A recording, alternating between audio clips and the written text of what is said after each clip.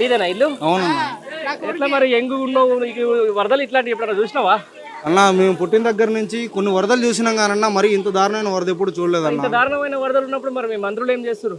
నిద్రపోతున్నారన్న. మా ఖమ్మానికి 3 మంత్రులని చెప్తున్నారు కానీ ఏ మంత్రి ఈ రోజు వరకు కనీసం స్పందన లేదన్న. అదే అలాంటి రేవంత్ రెడ్డి నిన్న వచ్చి హాయిగా నవ్వుకుంటూ హాయి చెప్పిపోతుండు. వాడికి ఏమర్థమవుతుంది వాళ్ళకి? నాకు అర్థం కావట్లే. ఏమని చేస్తారన్నా చూడండి ఒక్క నిమిషం. డబల్ కాట మంచం కానీ ఇవి కానీ అవి కానీ ఏమున్నాయన్న ఇక్కడ? ఏమి లేవు. ఒక్క సామాన్ బీరువాలు కానీ ఏమి లేవు. ఒక స్థానిక మంత్రిగా ఒక బిల్డింగ్ మీద 4 అక్కడ నించొని ఉంటే నువ్వు కనీసం వచ్చి చూడాలా? ఓ స్టీమర్ పంపించి కాపాడే పరిస్థితి అని ఉందా? నువ్వు వచ్చిన కనీసం ఇక్కడికి. ఇక్కడ ఉన్న మంత్రి ఏమంటాడు, మేము హెలికాప్టర్ కోసం ప్రయత్నం చేసినాం దొరకలేదు, అందుకే ఆ స్టీమర్ కూడా పెట్రోల్ అయిపోయిందని చెప్పిండు. మరి స్టీమర్లో పెట్రోల్ లేని వ్యవహారం ఏందన్న? 3 మంత్రులు ఉన్నది. ఇలాంటి కారణాలు చెప్పేది వాళ్ళు నాకు అర్థం కాదు. ఇలాంటి కంట్రోల్ ఎవరైనా ఎక్స్పెక్ట్ చేస్తారని ఇలాంటి కారణాలు ఎక్స్పెక్ట్ చేస్తారా? ఏం చెప్పాలి వాళ్ళు? మంచి కారణం ఎత్తుకోవాలా కనీసం అబద్ధం చెప్పేటప్పుడు. ఇప్పుడు 9 మంది కూడా వాళ్ళు ఏమంటున్నారు, మేమంతా మేమే బయటకు వచ్చినాం, 9 అక్కడ బ్రిడ్జ్ నుంచి కాపాడుతాం. నిజంగా గవర్నమెంట్ కాపాడదు అనుకుంటారా? వాళ్ళందరూ వాళ్ళే బయటకు వచ్చారా? అది గవర్నమెంట్ కాపాడిన పరిస్థితి అయితే కాదన్న. అది గవర్నమెంట్ కాపాడింది కాదు. ఆ జేసీబీ అతను అక్కడున్న 9 మంది వాళ్ళ రిలేషన్ ఒక అతను వచ్చి వాళ్ళని కాపాడమని రిక్వెస్ట్ చేసుకోవడం. అతను పాపం ఆ డ్రైవర్ అన్న కూడా చాలా డేర్ చేసి ఆయన కూడా పోయి కాపాడు. ప్రకాష్ నగర్ దగ్గర. అది వాస్తవం, అది మంచిది. అది కానీ ఇందులో పొలిటికల్ ఏం లేదన్న. పాపం ఆ ఫ్యామిలీ 9 మంది ఒకే ఫ్యామిలీ, వాళ్ళ కోసం అని వాళ్ళ ఇంకో ఫ్యామిలీ అతను రిక్వెస్ట్ చేయడం వల్ల జేసీబీ అతను వెళ్ళిండు. అరే మరి నాకు అర్థం కాకడుతున్నాయి. మీకు ఇంత కష్టాలలో నేను ఆంచల్ ఈంచల్కి వచ్చే వరకే నాకు మొత్తం ప్యాంట్లు బూట్లు టోటల్గా తడిచిపోయిన పరిస్థితి. చూడండి అన్న నా పొజిషన్ ఏందన్నా. మరి 10,000 ఇస్తా అంటుండగా ఇంకా సరిపోవా? ఏమన్నా అదే అన్న స్పందన. అదే అన్న మాకు ఆ పైసలు అవసరం లేదన్నా.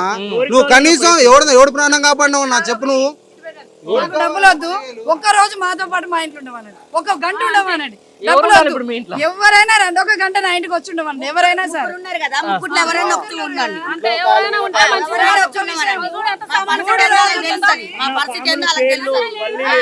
ఎలక్షన్ టైంలో వచ్చి దండాలు పెట్టడం కాదన్న నాయకులు అంటే. ఇలాంటి సమయంలో వచ్చినోడే నాయకుడు. ఎవడి కోసం వచ్చిరన్నా? ఇదంతా అయిపోయినాక రావడం, వచ్చి 4 బియ్యం తాలింపు తెచ్చిపోవడం కాదు. ఒక్క డబల్ కార్డు మంచం 50,000 రూపాయలది. నువ్వు ఇచ్చే 10,000 నాకేం కాదు. నేను వచ్చినప్పుడు నా ఇంటి మీద నేను ఇరుక్కున్నప్పుడు నువ్వు వచ్చి నన్ను కాపాడినావు అనుకో, అది సాయం. నువ్వు నాకు ఇచ్చే 10,000 కాదు, ఆ కూరగాయలు కాదు, సాయం కాదు ఇది. అది శాశ్వత పరిష్కారం ఎట్లా చూడాలి దీనికి? నువ్వు కరకట్ట కడతా అన్నారు. ఈ కరకట్ట ఇప్పుడు ఒకటన్నా కరకట్ట ఎక్కడ కడుతున్నారండి? అజయ్ కుమార్ గారు కరకట్ట శాంక్షన్ చేయించారు టీఆర్ఎస్ గవర్నమెంట్ లో. కనీసం గవర్నమెంట్ ఎన్నైనా ఉండొచ్చండి, శంకుస్థాపన చేయాలి, మొదలు పెట్టాలి, చేయాలి కదా. నువ్వు ఇలాంటి ఇప్పుడు సడన్ గా అడ్డగోలన్నా ఇది ఏ మాత్రం పరిస్థితి లేదు ఇక్కడ. దారుణంగా అనిపిస్తుంది నేను వస్తుంటే మొత్తము. కనీసం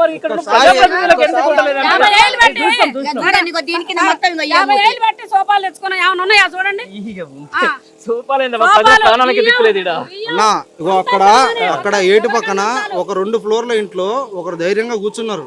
కానీ ఆ ఎత్తున వస్తాయని ఎవరికి అవగాహన లేదు. 50 సంవత్సరాల్లో అంటే ఇక్కడున్న అవగాహన ఉన్న వాళ్ళు 50 సంవత్సరాలు మీరు ఇలాంటి వరద చూడలేదన్నారు. 2 అంతస్తుల బిల్డింగ్ మీద వాళ్ళు కూర్చుంటే మీరు చూడొచ్చు. ఏదో సంథింగ్ ఇన్స్టాగ్రామ్ లో వచ్చింది అది. ఆ గోడల మీద ఉన్నారన్న వాళ్ళు. ఇక్కడి దాకా వచ్చినాయి నీళ్లు. కనీసం ఇలాంటి వీడియోలు చూసైనా కనీసం నీకు ఏం అనిపించలేదా? తుమ్మల నాగేశ్వరరావు అని అడుగుతున్నాం మేము. నువ్వు ఎందుకు నిద్రపోయావు? నీ పక్కన పియ్యనన్నా లేపమని అడగాలని కోరుతున్నా నేను. అంతే, ఇంకా కూడా లేవలే. ఏం లేచిండు? ఏం వచ్చిందా? మీ ఇష్టం. సీఎం వచ్చింది కాబట్టి సీఎం వెనక తోక రావాలి కాబట్టి వచ్చినావు. నువ్వు లేకపోతే ఎందుకు వచ్చినావు? ఏం చేసినావు? వచ్చి ఏం హామీ ఇచ్చినావు? ఆయన అంటే మంత్రి, మరి డిప్యూటీ సీఎం ఏం చేస్తున్నాడు అంటున్నా?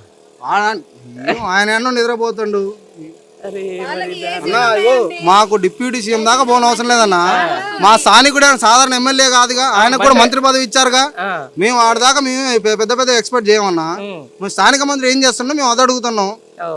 దీని అందరూ నేను ఖమ్మం మొత్తానికి టోపీ పెట్టుకొని తిరుగుతున్నా. పొంగిలేటి శ్రీనివాసరెడ్డి ఎక్కడ నిద్రపోతున్నా అని అడుగుతున్నాం మేము. ఏం దెబ్బ తగిలిందా? కొట్టుకుందంట. ఎప్పుడు వచ్చిందన్న పొక్కలగడ్డకి? ఇళ్ళన్ని కొట్టకపోయి అందరు కొట్టకపోయినా అప్పటిదాకా కనీస స్పందన ఉందా అనేది? కనీస స్పందన ఉందా? నువ్వు ఆడికి పోయేటప్పుడు ఏదో కింద గీరుకుంటే దాన్ని పెద్ద న్యూస్ చేయడం కాదన్నా. ఒకని కాపాడి దాంట్లో న్యూస్ గా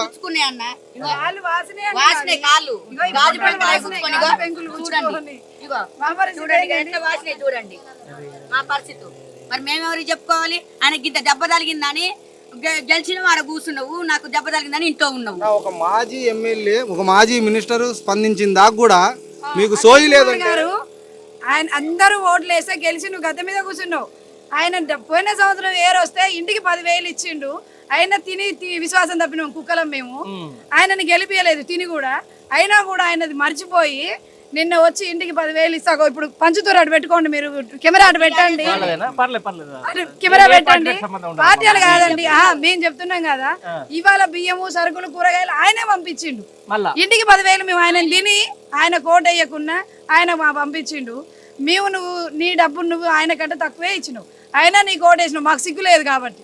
అయినా నువ్వు గెలిచినావు, పండుకున్నావు. ఏంది మా పరిస్థితి? వానకు మంచిగా ఎత్తగా నిద్ర వస్తుంది, మంచిగా పడుకు మనం సరిలో కొనుక్కున్నాం అంతే. డిలక్స్ రూమ్ ఉంది, నువ్వు పండుకున్నావు. నా బతుకులు ఏంది? మమ్మల్ని బాగు చేయమని అడగట్లేదు. గతంలో ఇట్లాంటి వరదలు వచ్చినప్పుడు ఎట్లా ఆ ప్రభుత్వం ఉన్నప్పుడు ఎట్లా చేసినాము? సహాయకాలు మంచిగా చేశారు. నైట్ బండ్లు పెట్టారు. పోయిన సంవత్సరం వచ్చినప్పుడు నైట్లు డీసీఎంలు పెట్టారు, బండ్లు పెట్టారు. ప్రతి ఒక్కరు వచ్చారు. మా కార్పొరేటర్ కొడుకులు ఇద్దరు ఆ మడుగులో ఇక్కడ వరకు నీళ్ళు వస్తుంటే తాళ్ళు పెట్టి జనాన్ని కాపాడారు. పాపం ఈ సంవత్సరం కూడా వాళ్ళు కాపాడాలని బియ్యం ఇచ్చిర్రు, 10,000 పరుపులు, చాయ్ గిన్నెలు, ప్లేట్లు, గ్లాసులు, చెమ్ములు పంచిండు ఆయన పోయిన సంవత్సరం. నువ్వు పంచుతావేమో, ఎప్పుడు పంచుతావు? అసలు నువ్వు వచ్చి చూస్తేనేగా ఒక విషయం అండి. చుట్టమైనా మినిస్టర్ అయినా ఎవడైనా ఆపదలో ఉన్నప్పుడు అమ్మ అంటే కడుపు నిండుద్ది. నేను దావత్ చేసిన నువ్వు వస్తే ఎంత, రాకుంటే ఎంత చెప్పు. నాకు ఇలా ఆపద వచ్చినా నువ్వు రాకపోతే ఎందుకు? ఎందుకు నువ్వు మినిస్టర్? అసలు ఈ క్షణం దిగిపో, నీకు చేత కాదు, వేస్ట్ అంతే. గతంలో ఇట్లా ఉండడం వాళ్ళు ఏమైనా తిరిగే ప్రయత్నం చేసిరా అంటారా? ఎవరు గత ప్రభుత్వంలో ఉన్నప్పుడు? పువ్వాడ అజయ్ కుమార్ వాస్తవానికి వాళ్ళ స్పందన చాలా స్పీడ్ ఉంది. వైజాగ్ నుంచి స్టీమర్లు తెప్పియటం కానీ, మన భద్రాచలం స్టీమర్లు తెప్పియడం కానీ, ఆయనే స్వయంగా అందులో దిగటం కానీ, డిఎస్పీ గారిని తీసుకురావడం కానీ, అన్ని విధాల కలెక్టర్ గారిని, గౌతమ్ గారిని కూడా ఇక్కడ తీసుకొచ్చి ప్రభుత్వం యంత్రాంగం మొత్తం ఇక్కడ ఆర్చి దగ్గర కూర్చొని, ఎక్కడైతే ఆ చివర ఒక ఒక ఒక బర్లు మేపుకునే ఒక ఆమె ఉంటుంది, ఆమె పైన ఇరుక్కుంటే స్వయంగా పువ్వాడ అజయ్ కుమార్ గారు కూడా పొయ్యి కూడా తీసుకొచ్చిన పరిస్థితి ఉంది. కానీ మేము అదంతా కూడా కోరుకోవట్లే ఈ ప్రభుత్వం నుంచి. మాకు అర్థమైంది, ఈ ప్రభుత్వం వచ్చిన దగ్గర నుంచి తెల్లారి నుంచే మాకు అర్థమైంది మా బతుకులు ఏమైనాయో. కానీ కనీసం ఓటు పంపించాలి. కానీ నువ్వు రాకపోయినా ఓ నాటకం అయిపోయాను, ఏం లేదుగా. కనీసం బోటు కనిపించింది అన్న, నీకు కనిపించిందన్న ఇన్స్టాగ్రామ్ లో అక్కడ బోటు కనిపించిందన్న, నేనే మొత్తం చూడన్నా. నీ పరిస్థితి ఒకసారి అర్థం చేసుకోండి. ఎందుకు ఇది ఏంది మరి పరిస్థితి? ఇట్లా మాకు నష్టం ఒక 8 లక్షల దాకా నష్టం జరిగింది. మేము రోజు రెక్కాడితే డొక్కాడే బతుకులు మాయి. రోజు కూలికి పోతేనే మాకు రేపు వెళ్ళే బతుకులు. మాకు ఇవన్నీ ఖరాబ్ అయిపోయినాయి. 3 మంత్రులు ఉండి కూడా జిల్లాకి ఏం చేయలేకపోయారు. మాకు వచ్చి కూడా ఎవరు కూడా వచ్చి ఎట్లుంది మీకు ఏందని కూడా ఎవరు స్పందించట్లేదు. పాములు, తేళ్ళు, మేము నైట్ ఎక్కడ పడుకోవాలో కూడా మాకు తెలియదు. మొత్తం కాళ్ళకి సీసా ఒక్కలు, ముళ్ళు గుచ్చుకొని కూడా మేము అంతే మా పనులు మేము చేసుకుంటున్నాం. మాకు అసలు పడుకోవడానికి కూడా లేవు, స్నానం చేయడానికి కూడా లేవు, మాకు బట్టలు లేవు, ఏమీ లేవు. మాకు ఓన్లీ ఒక స్థానికులు వస్తున్నారు, ఏదో చెప్పి వెళ్తున్నారు తప్పించి ఒక హామీ మేము ఉన్నామని చెప్పి మాకు ఏ గ్యారంటీ లేదు. సీఎం వచ్చి హాయ్ బాయ్ చెప్పడానికి, సీఎం రావడానికి సీఎం నడుచుకుంటూ దిగి వచ్చి మాతో పాటు 2 రోజులు ఉండమనండి. బండి దిగి కనీసం కనపడమనండి. బండి దిగిండా కనీసం మేమెంతో పోవడం కాదన్న. సీఎం అంటే కనీసం ఒక 2 అడుగులు వేసి పరిస్థితి కాలుడు దాకా వచ్చి ఆ రింగ్ కాడికి వచ్చిపోయిండు. మా ఏరియాకి రాలేదు. మా ఏరియాకి రాలే. ఆ రింగ్ కంటే అటే పోయిండు. అంతేనా? 5 ఒక డాబా మీద అక్కడ బొక్కలగడ్డలో ఇరుక్కుంటే ధర్నా చేసి 100 మంది కలిసి ఆడ ధర్నా చేస్తే కనీసం పోలీసు యంత్రాంగం దాన్ని ప్రోత్సహించకపోగా, ఈ ధర్నాన్ని పై వాళ్ళకి తెలిసేటట్టు దాన్ని ప్రోత్సహించకపోగా పోలీసులు కొట్టడం ఇలాంటివి చేయడం తప్పది, గుర్తుపెట్టుకోండి. ఎప్పుడు కూడా ఆపదలో ఉండండి. అట్లా ఎప్పుడు కూడా కించపంచ పరిస్థితి చేయకూడదు. పోలీసులు కూడా ఎవడికి పడితే వాడికి తొత్తుగా ప్రవర్తించొద్దు, సాయం చేయడం నేర్చుకోండి. మరి అక్కడ బాగానే చేస్తున్నాడు ఏపీలో ఎవరు? చంద్రబాబు నాయుడు బాగానే మొత్తం తిరిగి. మాకు వాటితో సంబంధం లేదండి. మా కడుపు చక్కగా ఉన్నాక ఇంకోటి గురించి ఆలోచిస్తాం కానీ మా పరిస్థితి కూడా నేను ఎట్లుంది ఒక్కసారి సర్టిఫికేట్లు అన్ని పోయినాయి అన్న. మాకు మొత్తం అన్ని ఏం సర్టిఫికేట్స్ లేవు మా దగ్గర. అసలు మీ మనిషి అనే ప్రూఫ్ కూడా లేదు మా దగ్గర ఇప్పుడు. మరి ఎట్లా యంత్రాంగం స్పందిస్తుందా ప్రభుత్వం? ఏం స్పందించలేదు. మీరు చూస్తున్నారు కానీ ఎవరన్నా వచ్చారు ఇప్పుడు మీ కళ్ళ ముందే? పొద్దు నుంచి మీరు చూస్తున్నారు, ఎవరన్నా వచ్చారా? అసలు ఇక్కడికి ఎవరికి నాయకుడు కాదుగా, ఎవరు రాను కూడా రాలేదు తెలుసా. ఇంకా ఇల్లు కూలిపోయినాయి. అటు మా ఏరియా అటే కూలిపోయింది. గడ్డ మీదకి వచ్చి చూసిపోతే కాదన్నా, ఈ గల్లీలోకి వచ్చి చూసిపోమను. అర్థమైందన్న? ఎప్పుడైనా కూడా నువ్వు గడ్డ మీద నీటుకున్న కాడ వచ్చి చూసిపోతే ఎవరికి అర్థమైంది? నీకు అర్థమైద్ది ఆ మ్యాటర్ ఏందనేది? నీకు ఒక్కొక్కరి అన్న 5 క్వింటాల బియ్యం 5 క్వింటాల బియ్యం నానే ఖరాబ్ అయిపోయినాయి అన్న. నువ్వు ఇచ్చే 10,000కి 2 క్వింటాల బియ్యం కూడా రావన్నా. ఇది కూడా బియ్యం బస్తాలే కదా. అది బియ్యం బస్తానే అన్న. చూపి చూడు బియ్యం బస్తానే. అది బియ్యం బస్తానే.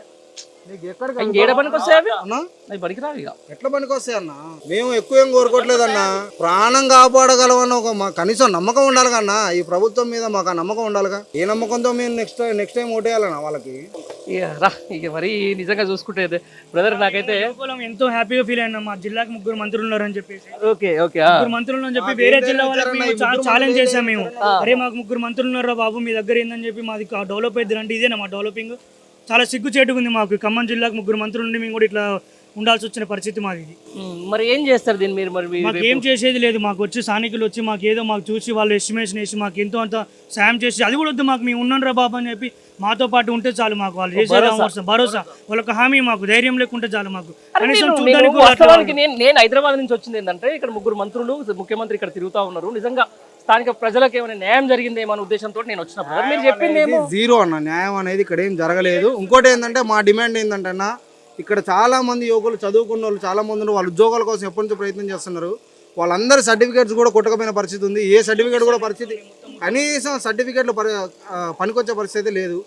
మాకు ఈ ఎంఆర్ఓ ఆఫీస్ దగ్గర నుంచి కానీ కాలేజ్ దగ్గర నుంచి కానీ వీళ్ళందరికీ వరద బాధితులందరికీ కూడా మళ్ళీ ఆ సర్టిఫికేట్స్ వాళ్ళ డీటెయిల్స్ అన్నీ తీసుకొని మళ్ళీ ఆ సర్టిఫికేట్స్ మళ్ళీ మాకు ఇచ్చే విధంగా ఉండాలనేది మా డిమాండ్ అన్నది. రైట్ దానికి మాకు ముఖ్యంగా సర్టిఫికేట్ ఉండాలనేది. ఇది చదువుకునే సర్టిఫికేట్ల నుంచి ఈరోజు తినే తిండి బియ్యానికి సంబంధించి కూడా మొత్తం కొట్టకపోతే 3 మంత్రులను గెలిపించుకున్నాం. ఏం చేస్తున్నారు? కనీసం మాకు ఒక భరోసా ఇవ్వట్లేదు. మాకు ఒక శాశ్వత పరిష్కారం కోసమైనటువంటి కరకట్ట నిర్మాణానికి సంబంధించి గత టీఆర్ఎస్ పార్టీ హయాంలో ఏదైతే శాంక్షన్ అయినా కూడా కావాలని చెప్పేసి దాన్ని కట్టియకుండా ఈరోజు మా ఇంట్లోని మొత్తం కూడా ఈరోజు మునిగిపోయేలా చేసిరని చెప్పేసి కూడా స్థానిక యువత చెప్పుకున్న పరిస్థితి ఉంది.